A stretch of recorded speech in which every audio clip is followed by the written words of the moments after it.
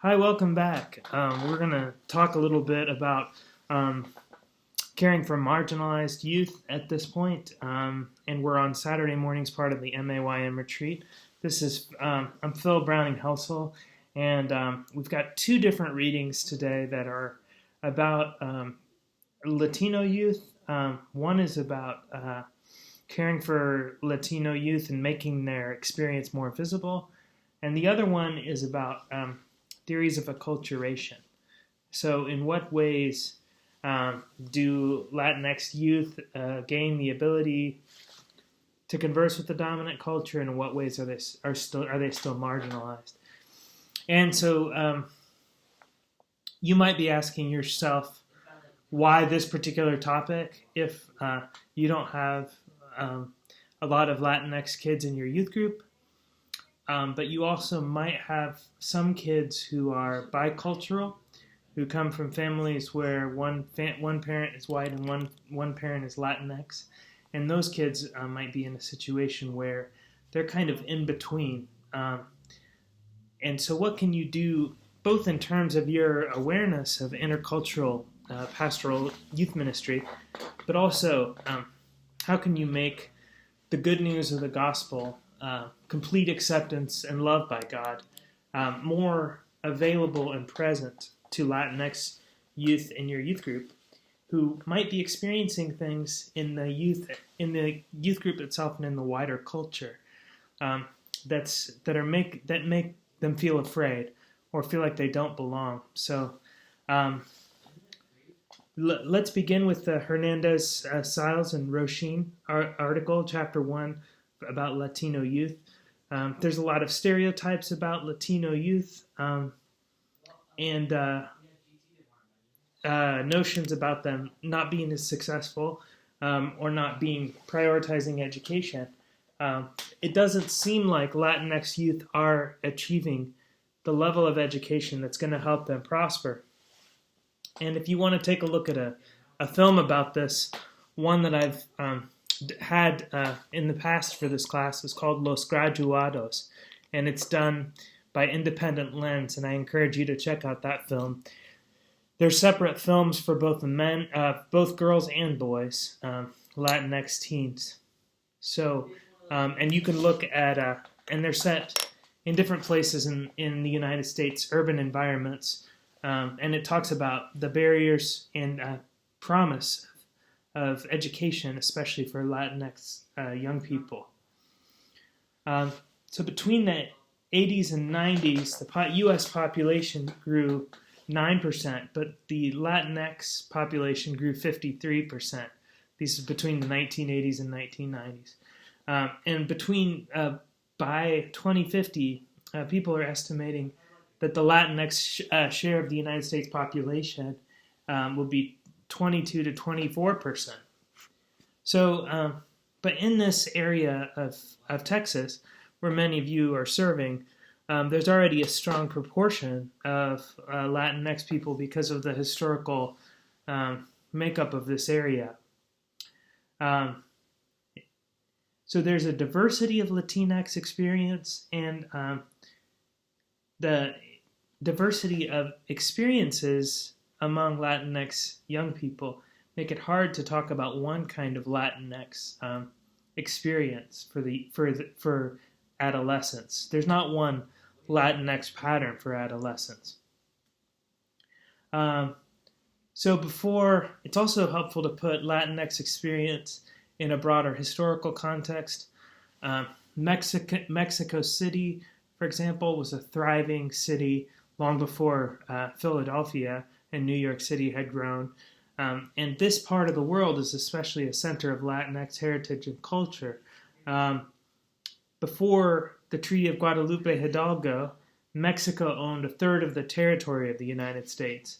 And so some people in this area say that their kind of ancestral ties and heritage go across both borders, U.S. and Mexico border, and predate the U.S. Kind of setting that boundary line.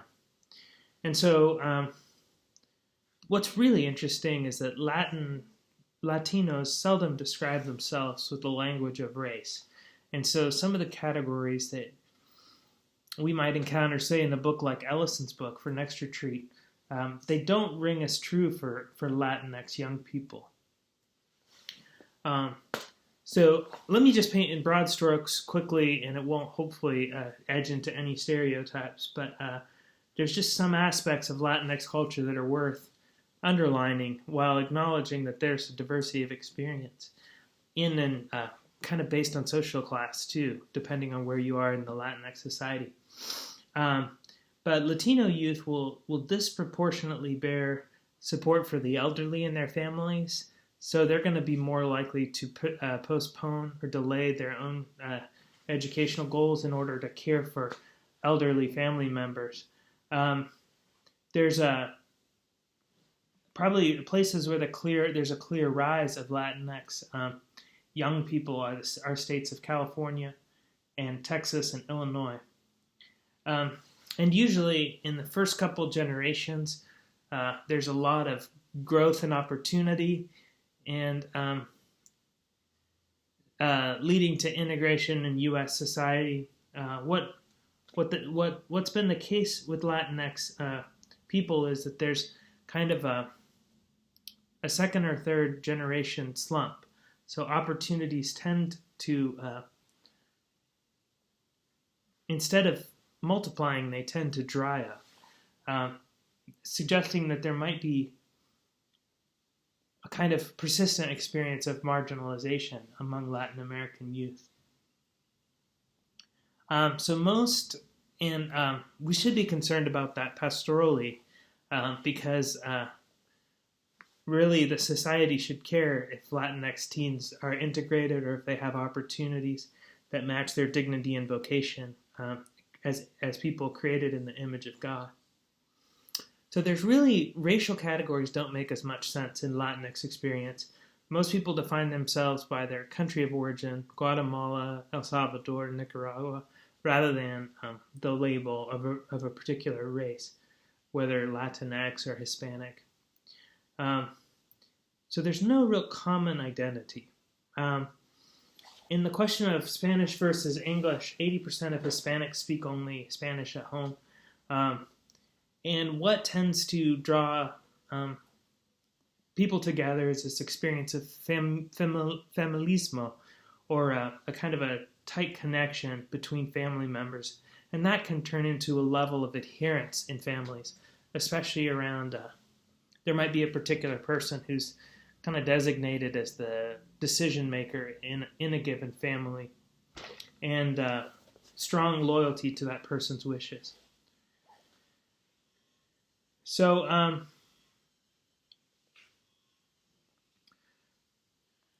Mexican Americans have been the brunt of immigrant bashing, and this is more true now than in previous, than even when this article was written, this chapter was written. So there was one youth in Austin, Latinx kid, who, as soon as Trump was elected, asked his parents if he was going to have to go be sent to Mexico. He was a U.S. citizen, but he felt like he wasn't going to be able to belong here. He wasn't going to feel comfortable here. So there's a way in which the disproportionate targeting of Mexican American youths mean that they deserve special pastoral care attention at this point as well. So a lot of the reality for many Latinx families is living in trans-border families. And so you might think about the impact of that in terms of pastoral care around life cycle transitions or funerals or other things. Latin American families often live in between countries or in different countries, so that it's hard to celebrate some of the big things that families gather together for. There's also socioeconomic status. So Latinx families still tend to have a very high poverty rate, like African Americans. And 50% of female-headed Latino households are poor, and poverty is growing in this group. So you might be thinking about Putnam and what he said about poverty in terms of philosophies of parenting, and also the adverse childhood experiences. Nonetheless, in a lot of Latinx families, there's a strong work ethic, including an active participation in the work ethic. So, and young Latino males often tend to work even before their white peers in hard labor jobs like laborers, fabricators, operators. Young Latino females in sales, secretarial, and clerical. So if you're depicting like a standard adolescence, you might not always think about work, but if you're thinking about Latinx adolescents, you almost always want to think about work and working earlier probably than their white peers. One of the experiences I think it's important to note is that Latinx young people will often see their parents of Mexican American descent or Central American descent being disrespected in the media or in other places as well. So you might ask yourself, how would this impact a young person's ambition or ideals? What Dijkstra calls their bipolar self, to see their family members being disrespected, to see their parents' authority denigrated because of their racial identity. So Latinos have little to invest, high dropout rates, low college completion, high gang membership, high levels of substance abuse, teen pregnancy, HIV/AIDS, and health problems. And they're also overrepresented in the juvenile justice system. But as Latinx folks climb the ladder, they also experience a stratification that distances them from their own family, even as their family continues to be a very important source of identity. So climbing the social ladder might mean gaining access to different parts of American culture. White American culture is what I mean here. But it also might mean denying parts of yourself that have been important to you in the past. So there's no one picture of Latinx identity, according to this chapter, but it's about making Latino youth who have previously been invisible in our discourse. Think about their relative absence from this class textbooks, for example, more visible to us. And if we're thinking we don't really know any Latinx youth in our youth group, we might be thinking about the kids of our janitorial staff at the church or other folks that you know and you come into contact with, but you may not have a face-to-face relationship with, and how you could change those dynamics. Understanding some of the cultural background could be an important part of that as well. So now let's turn to Lopez's chapter on theories of acculturation. Acculturation is really a change in someone's cultural group because of sustained interactions with other people's cultures. This is kind of a reflective process where you take and leave certain parts of a culture that you don't want.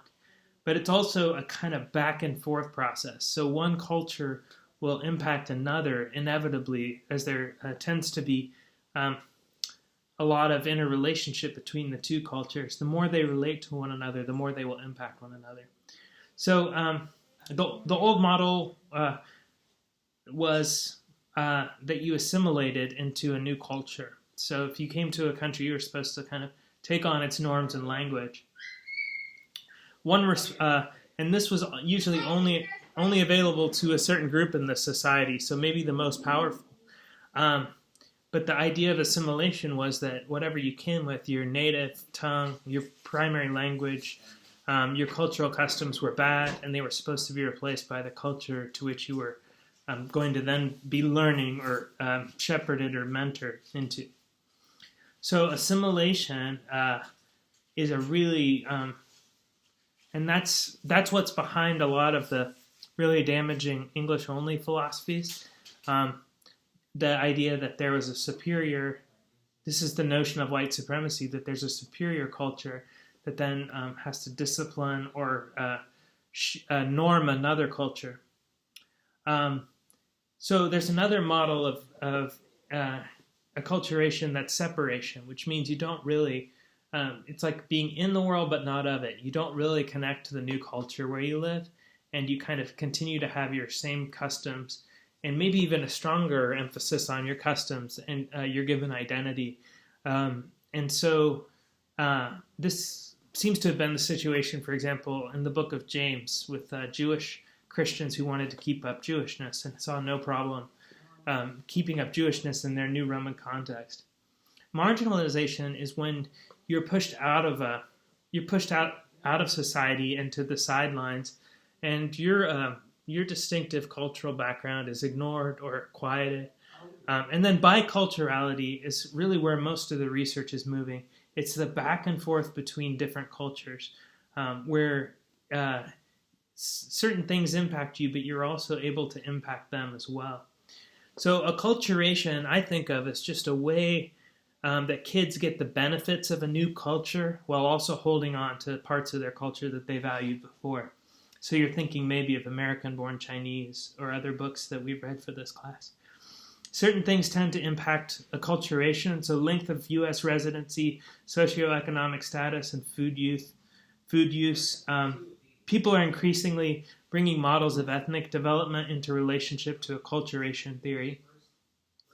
And it seems like people who understand that they belong to a certain racial or ethnic identity and also have both languages tend to score higher on intelligence and tend to score higher on emotional health as well. So having more than one, being bilingual and bicultural tends to be a net benefit for a young person rather than being a detriment. So the old idea that people were meant to assimilate is really gone by the wayside. And now the new notion is acculturation. And acculturation can mean bringing together two new cultures to kind of negotiate and find out what you care about and try to live in the tension of those two values, but also kind of finding the role of faith and family group as well. So in Lopez's article, there was a discussion of gender difference and the high rates of domestic violence in Latinx families. So women are more likely to have been abused and more likely to face PTSD. And Latinx women are also more likely to be caring for themselves, especially caring for children by themselves, especially as immigrants, where their legal status can sometimes be seen through their husband. So what can happen sometimes is that Latinx youth in the process of acculturating quicker than their parents. And so they then become bridge people between their parents and the broader society. So their parents might not understand or be understood by American culture, but they're kind of asked to translate forms, translate in official settings.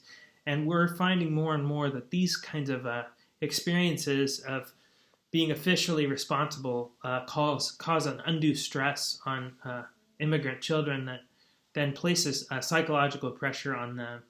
And really what needs to happen is that immigrant children need to have a chance to do their own acculturation rather than being the bridge people between their families. Otherwise, they can kind of feel torn between worlds. So you might be thinking about how to reach out to Latinx young people in your community, or how you could make kids who are already in your youth group feel more comfortable. I've noticed a lot of times, even in predominantly white youth groups, there'll be Latinx kids who come for a time, or there'll be bicultural kids whose parents are both Latinx and white, and there can be a challenge of kind of navigating identity in these spaces. I think some of the things that can be done are to be very positive about Latinx and Mexican expressions of culture. So lift up Mexican culture as a positive example in your youth lessons, and bring up Mexican American theologians when you talk, and talk about aspects of Mexican American culture like Dia de los Muertos on your church's holidays like All Saints Day. And find ways to integrate Latinx culture into your curriculum. And that can include honoring the long history of Aztec and Mayan cultures and Mexican cultures in the area of Texas where we are now. One of the most important things is that young people feel like they can see themselves in your youth group so that they will feel like they belong. Otherwise, Latinx teens might feel like your youth group is kind of a white-dominated space, and there's really no space for their language or for their culture. There's a and you can use. I think you can also use some of the comics that we've been reading, pretty effective ways to help express some of these things. Just including some of these images in your youth group can be really powerful. So that kids can understand the variety of different cultures represented in your group and feel like their culture is honored as well. So the Festival of Pentecost began not with in Acts 2 with not with one language, but with a multiplicity of languages, and everybody able to hear the message of the gospel in their own language being translated. And so the goal for our youth group or our church is not one kind of look or style or sound or language or culture, but it's that we reflect the culture around us in terms of its richness and diversity, seeing a diversity of languages and cultures as a strength for our pastoral care, rather than some kind of challenge to be overcome in the midst of it. So I invite you to continue to think about these important chapters as you think about how to welcome Latinx youth with the variety of experiences into your community, or to honor the gifts and contributions of the young people who are already there. Okay, thank you very much, and God bless.